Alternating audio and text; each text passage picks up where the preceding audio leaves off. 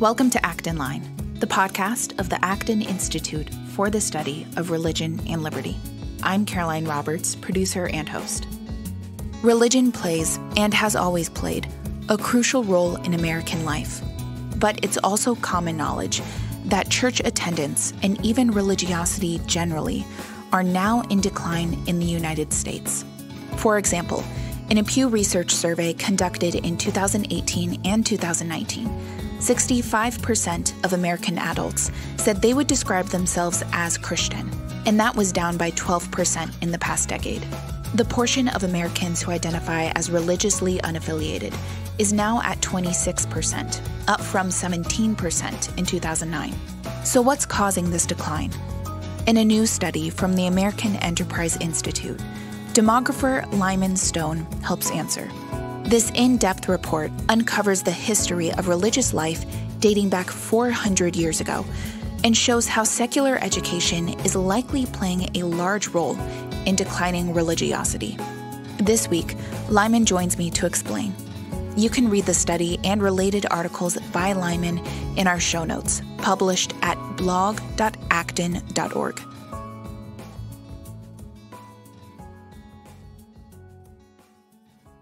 Today, I'm happy to welcome Lyman Stone to the show. Lyman is an adjunct fellow at AEI and a senior fellow at the Institute for Family Studies. He often writes about population dynamics, family, and economics, and he's also the author of a new study titled Promise and Peril: The History of American Religiosity and Its Recent Decline. Lyman, thank you for coming on to the show. Thank you. It's my pleasure. So there's really a lot of information in this study. So to start, I would like to talk with you about what trends in religiosity have looked like in the past. And you collected information on this going all the way back to the mid-1600s. So what did the ebb and flow of religiosity in the U.S. look like in the past? Well, the 17th century was definitely a highly religious time, which is what you'd expect from the stories of the Pilgrims and the Puritans and the Salem witch trials and all that sort of thing. But it's often forgotten that even the southern colonies, like Virginia, were extremely devout places with rigorously established churches like the Anglican Church that policed public religion very aggressively. So at that point in time, probably at least 70% of the population was formally church associated, and possibly as much as 90%. However, those rigorous state-established churches were actually not very popular. We see that in the number of dissenters who fled them to found places like Rhode Island. Maryland, of course, is famously founded on religious toleration, although a civil war ensues over that, and ultimately Maryland is taken over by Puritans who sort of persecute the Catholics. Pennsylvania is founded for religious dissenters. We get a lot of evidence of dissent, and not just in that kind of historic record, but we actually see that data on religious membership shows that throughout the late 1600s and the early 1700s, religiosity was in decline in America. We were becoming a more and more secular nation. And by the end of the 1700s, when the American Revolution occurs, we have widespread public atheism, right? You have people like Thomas Paine espousing free thinking. You have the rise of new religious movements like deism or new religious arrangements like Unitarianism. You, of course, also then later get things like Methodism and Mormonism and all these other new religious movements. But we see a lot of evidence that, in fact, the Revolutionary period was one of the most secular moments in American history from many perspectives. Now, there were established state churches, but while those established state churches might have had 50, 60, or 70% of the population sitting in their pews in the mid-1600s, by 1800, the established churches probably had less than 5% of Americans counted as their members. This was a historic decline for them. And of course, it was a decline driven by political choices, political unpopularity of the established churches. But from that low ebb, American religion rose again. You do get new religious movements like Mormons, Adventists, Restorationists, Methodists, and you see this rise in religion from about 1800 until really about 1950 or 1960. And then from there, we've had a decline again. America is still much more, many more Americans today are members of religious bodies than was the case in much of the 19th and 18th centuries. But it is in a steady decline now. In terms of religious attendance, people probably attend church more often than in the past today as well. But some of that is just because it's easier today, because we have cars. We don't have to hitch up the wagon anymore. In terms of affiliation, that is people who just say, are you Christian, are you not? We are in our most secular moment. But that's partly because in the past, people didn't always have a lot of legal options. Saying that you were not a Christian was a quick way to get yourself denied the vote, kicked out of public office, or even driven out of town. So we can't really read too much into affiliation data from before the modern period. So that's sort of a quick and dirty history of religiosity in America. Now, when you use the word secular, how do you define that in this context? I simply mean, when I say that America has become more secular, I simply mean that religion and religious ideas play a smaller role in the average person's life. That means both in terms of the place of religion in the public sphere, and a lot of my research and report is specifically about the place of religion in the public sphere, but also the place of religion in their private lives. How much does religion influence the kinds of ideas that shape their life, their self-identity, their social life, their behaviors? So across either of these metrics, what we see is an America today that is appreciably more secular than it was 50 years ago, though in many regards, though not all, still considerably more religious than it was, say, 200 years ago.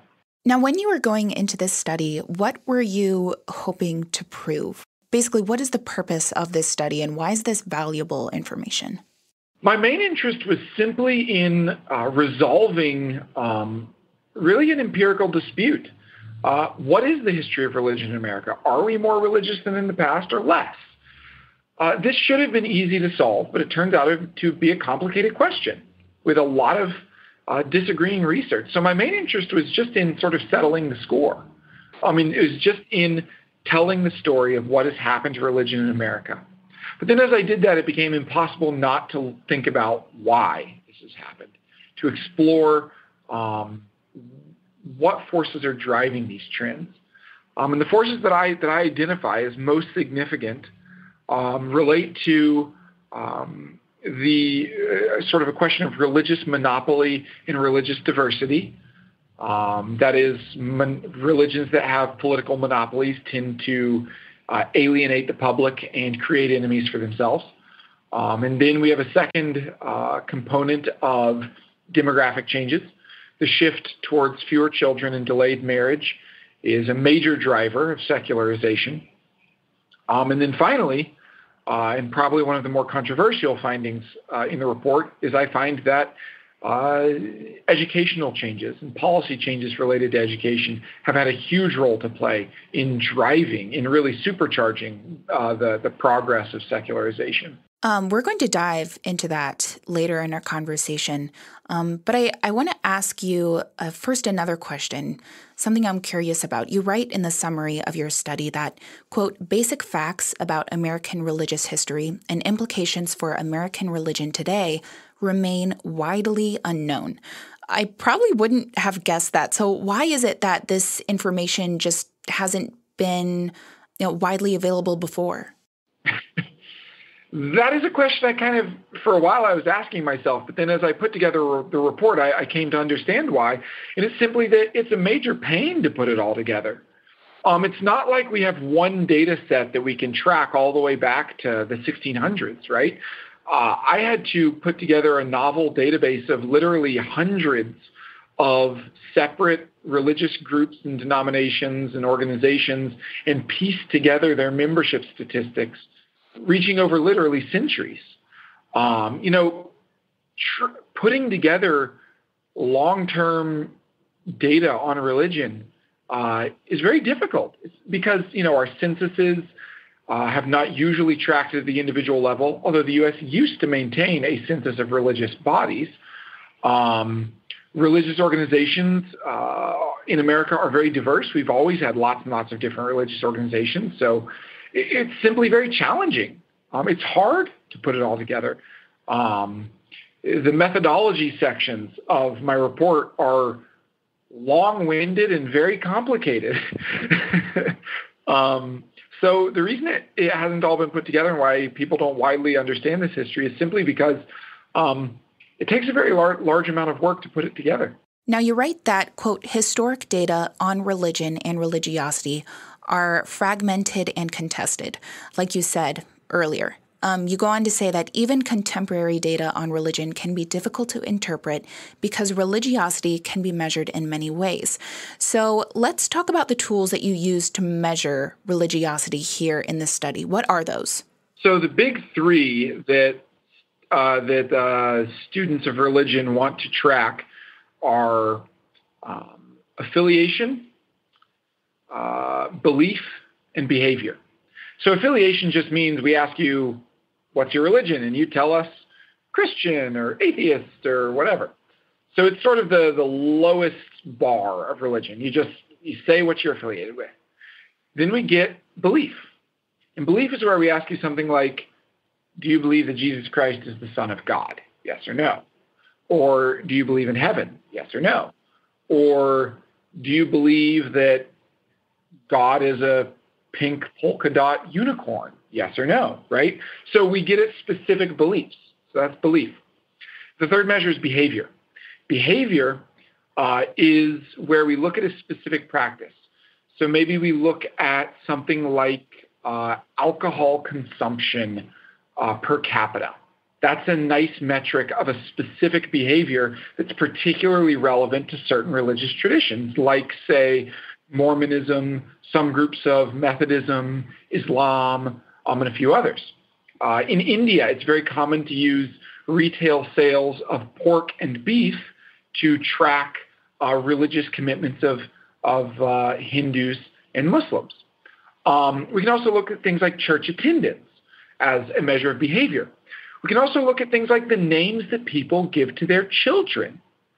If you name, the more people who name their kids things like Elihu, Asahel, Jeroboam, the more likely it is that we're dealing with relatively religious people than people who name their kids things like Owen, William, or Henry, right?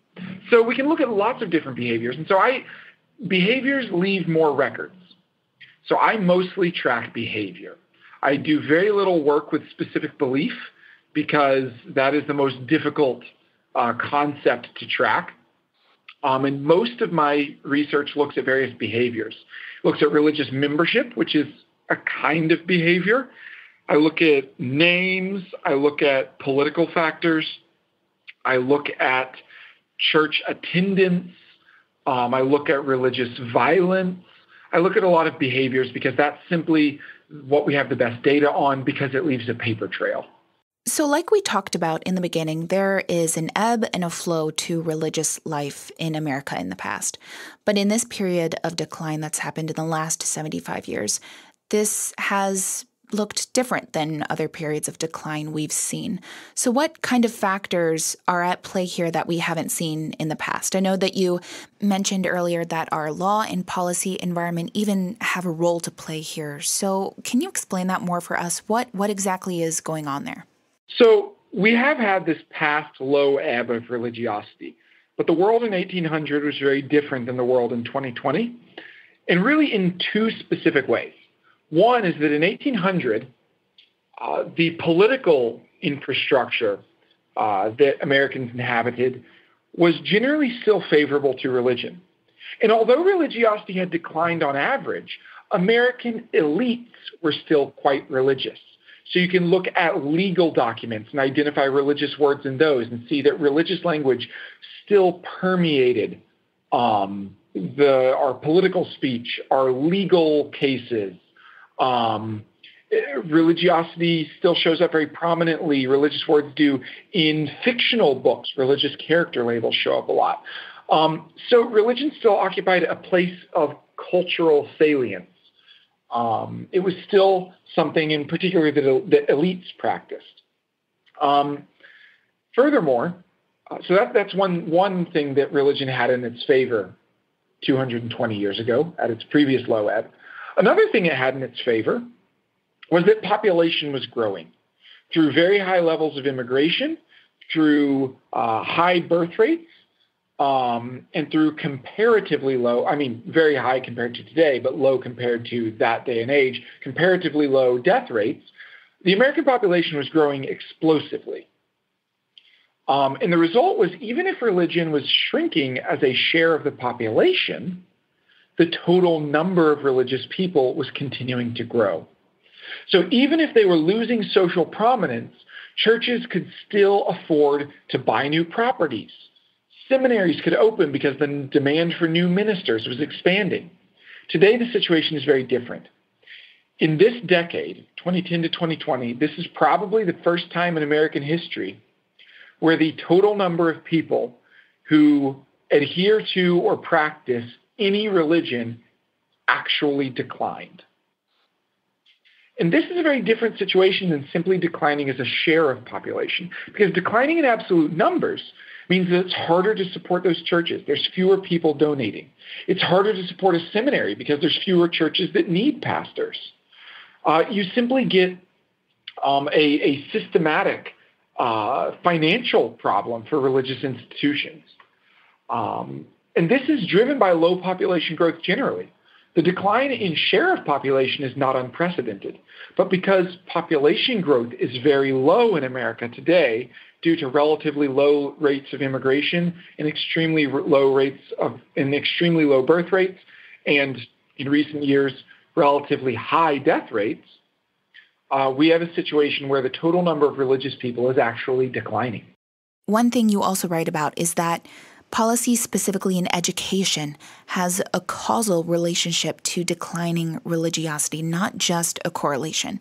So how is that? What have you observed there?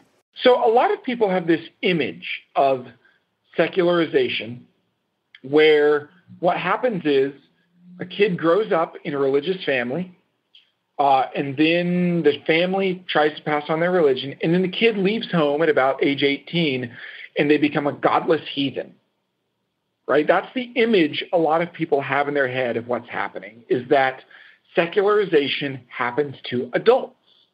There's this image that the rise of irreligion in America is driven by the decisions of adults to leave the church, to leave the religion they grew up in, to adopt a modern or scientific worldview or anything like that. This view is complete nonsense.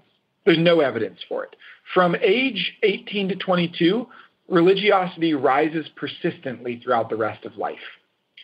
The course of secularization in a person's life, on average, occurs entirely between the ages of 12 and 18. That is to say that we can account for virtually the entire long-run change in religiosity in America by looking at things that are happening in families. We can look at household environment, educational environment as the driving force. Now, most of the causal evidence from this is not original research that I produced. It's simply other studies that I've identified.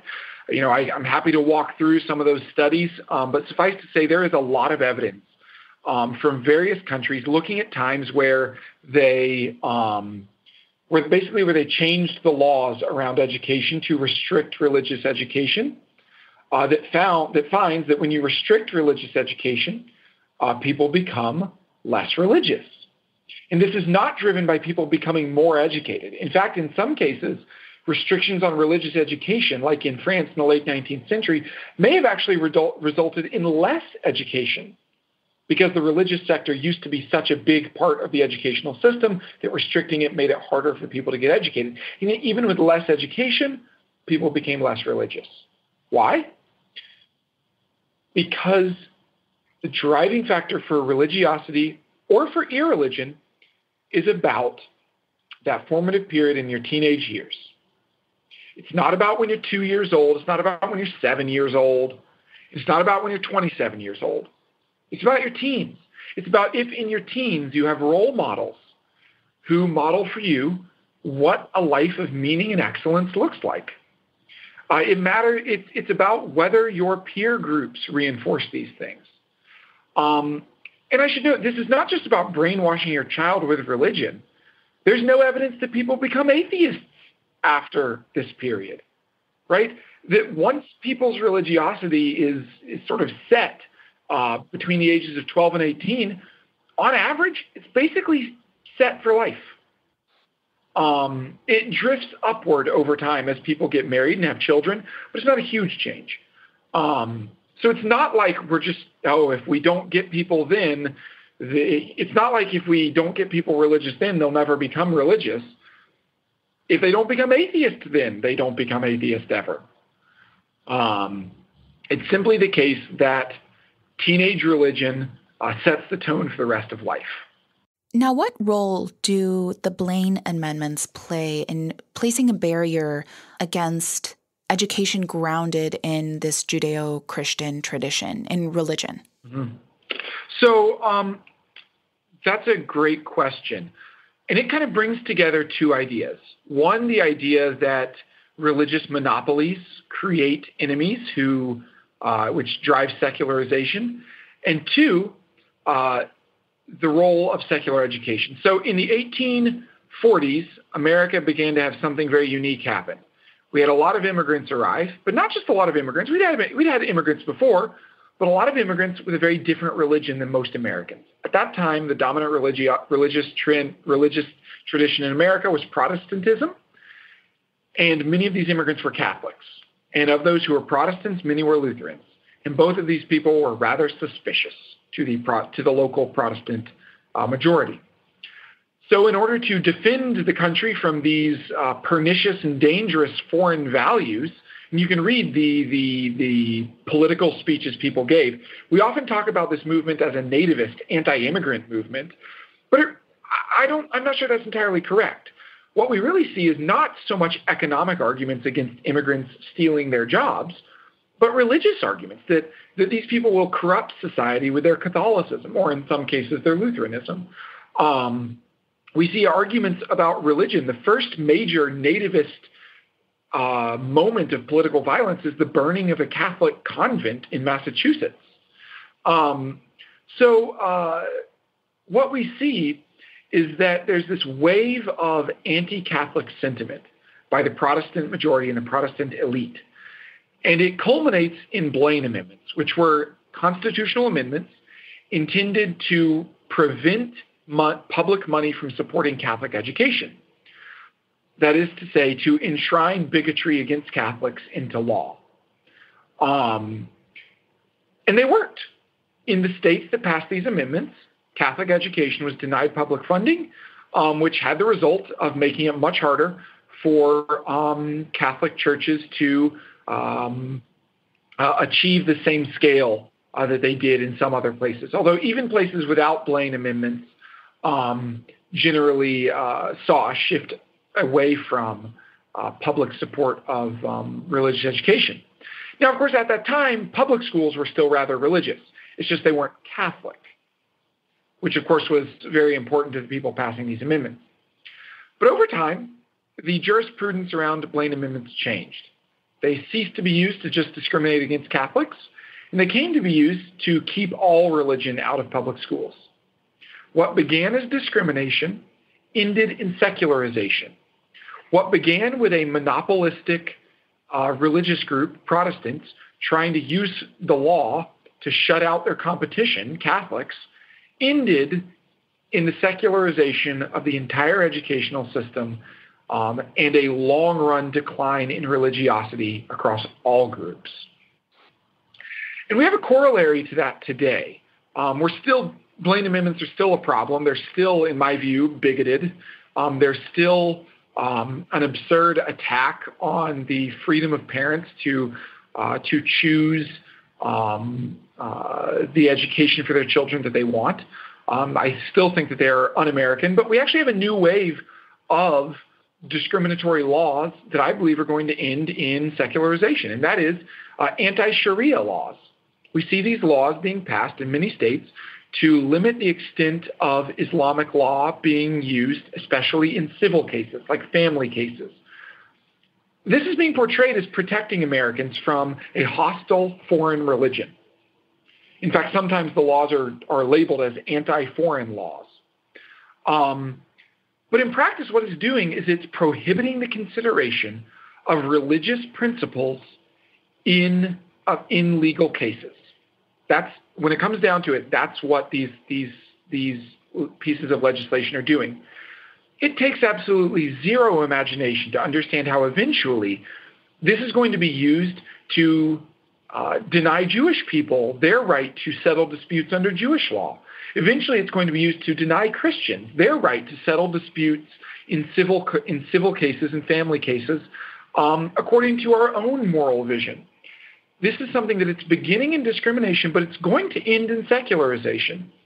So this is yet another case of a dominant religious tradition, in this case, my own tradition, the Judeo-Christian religious tradition, trying to shut out a competitor, and it's going to end badly for all of us. In your study, you also say that, quote, alongside decline in the extent of religious beliefs and behavior, the social, political, and legal environment in America has become less hospitable to virtually all forms of religion over the past 75 years, like we've just been talking about. Often I hear that if religiosity in America is declining, that means as a society, we're really becoming more neutral. But you prove that's not the case. So where are we seeing this? Where do we get the idea that, we're more neutral now?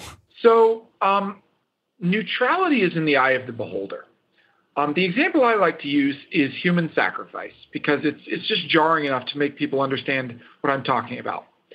If your religion requires you to conduct human sacrifice, then laws prohibiting murder are limiting your religious freedom. That's a factual statement. Now, most of us would say, we don't care if that limits your religious freedom. Laws against murder are important. Allowing you to murder us would limit all of our freedoms. But as long as society does not have very many human sacrificers in its midst, laws restricting murder are not an important restriction on religious freedom because no one feels restricted by them. But if we had a lot of people who believed in human sacrifice, laws restricting human sacrifice would make a lot of people feel like their religious liberty was being restricted. Now, we might be okay with restricting that particular liberty, but they would feel that way. So it's very difficult to come up with a neutral account of religious liberty. A very real example of this in American history is about polygamy. For a considerable part of American history, polygamy was not formally banned because you didn't need to, because there weren't polygamists. However, with the rise of Mormonism, polygamy became a very live issue. Many states banned polygamy.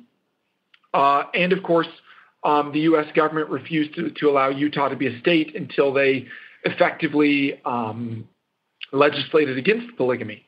Now today, Mormonism no longer practices polygamy for most Mormon sects, but polygamy might become legal again. Public support for polyamory is rising. So is religious liberty being infringed on by restrictions on polygamy or not? Well, Mormons today no longer believe in practicing polygamy. But if we hadn't banned polygamy, maybe they still would. And a growing number of people do begin to support polyamory. All of this is to say that it's very complicated to identify religious liberty for whom. Nonetheless, I try to do so. I try to identify groups that faced some restriction on their religious practices and identify that. And I find that there has been a long-run decline in official legal discrimination. However, there has been a decline, an increase in some informal discrimination. That is, we've seen a rise in religious violence over the last 50 years. A rise in religious violence, especially against Jewish people, but also against Christians, although at a much lower level in total. We've seen, and of course, the group in America that experiences the least religious violence is atheists. So this is according to FBI hate crime data. So all that to say, it's very difficult to say exactly how things are going in terms of discrimination against religious people. But what we can say is that there has certainly been an increase in religious violence in the last 50 years, and that it appears to be affecting many different religious groups. Jews have been the number one target, but many Christian groups have been targeted as well. I'd also like to touch on how when religious liberty does decline, it doesn't affect only those who are religious. It's a common good. And in a way, I think religious liberty is really one of our foundational liberties. Would you agree on that? Absolutely, 100%. I mean, religious liberty is a specifically protected category, which I think would generally be recognized, including in U.S. law in many cases, as an extension of the wider liberty of conscience. And if you fail to protect the visible, sort of the tip of the iceberg of freedom of conscience, that is the visible freedoms of conscience, like religion, then you really can't guarantee that you're going to protect all those other conscience liberties that rest underneath that visible cap. In the past, when religiosity did go up, what do you find drove that? That's a good question. A variety of forces drove it, but a big one was simply that the disestablishment of religion in America, that is the loss of religious legal privilege, sort of surrendering the monopoly, did wonderful favors to American religion. It opened the floodgates to innovation, to new religious movements, figuring out a way to connect people to religious ideas. The most successful of these new religious movements was Methodism. It rose from being hardly anything at all in the late 19th century to being one of the largest, if not the largest, religious traditions in America by the middle of the 19th century, and remains today one of the largest religious traditions in America. And the research on how groups like this grew is not mysterious. They just put a lot of sweat into it. They just went door to door, town to town, setting up churches and trying to expand their sect. And what we saw was a thriving of religious competition.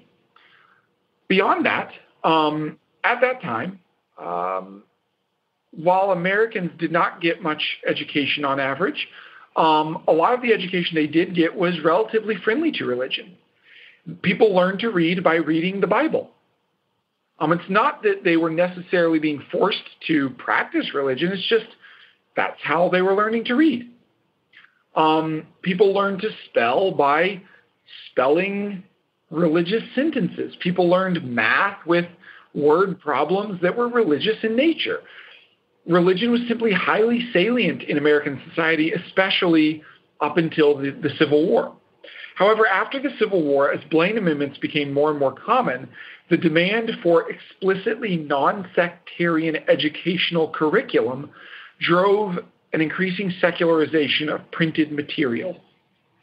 And as printed material became more secular, so did the sort of intellectual and imagined worlds people lived in.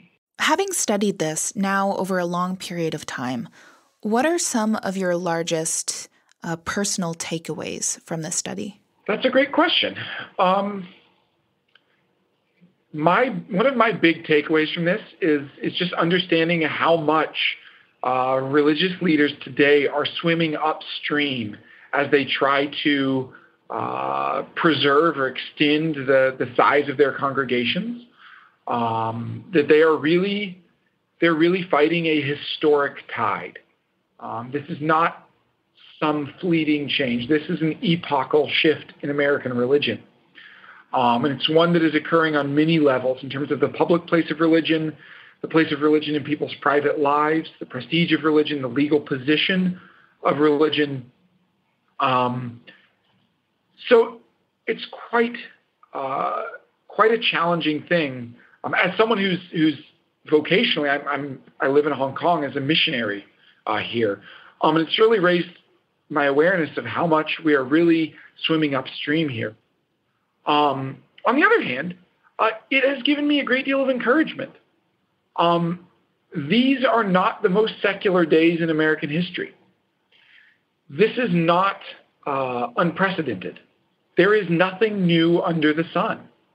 And ultimately, this too shall pass. For a variety of reasons, I think that the next generation of Americans may actually see sort of a bottoming out of the pace of decline in religion. It seems likely that as school choice expands, that more kids are going to have a different religious environment growing up. More and more churches are becoming aware of this kind of problem and so are working harder to catechize kids. The historic recession and coronavirus and all these things that made my generation uniquely unlikely to have children and to delay marriage even longer seem likely to not be repeated. These were sort of once-in-a-century events. Hopefully they will remain once in a century or once in a long time. So I think the next generation, there's a decent chance that they may have a much more moderate pace of decline in religiosity. In an attempt to bring people back to the church, many churches are trying to get people in the pews by either making their services more contemporary or opening up, coffee shops in their churches or holding events. But in the end, it's really preaching the gospel, which gives me more hope than anything that in the end, ultimately it's the work of the Holy Spirit that can really turn this around. Absolutely. Well, I'm afraid we're all out of time today, but Lyman, thank you so much for coming on. Thank you. My pleasure to be on with you.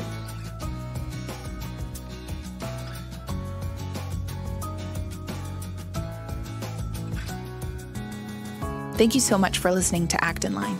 Our podcast team has a lot of fun putting this show together for you. And really, at the end of the day, what matters most to our team is that we're covering stories and topics that matter most to you. We love hearing from you, so don't hesitate to reach out and let us know what you think of the show, or let us know what you'd like to hear covered. You can email us at actinline@actin.org.